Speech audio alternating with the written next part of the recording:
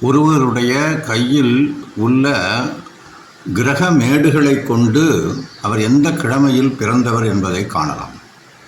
சுக்கிர மேடு மற்ற மேடுகளை விட உயர்ந்திருந்தால் அவர் வெள்ளிக்கிழமை பிறந்தவர் ஆவார்.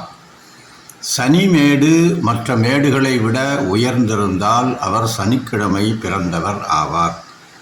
சூரிய மேடு மற்ற மேடுகளை விட உயர்ந்திருந்தால் அவர் ஞாயிற்றுக்கிழமை பிறந்தவர் ஆவார்.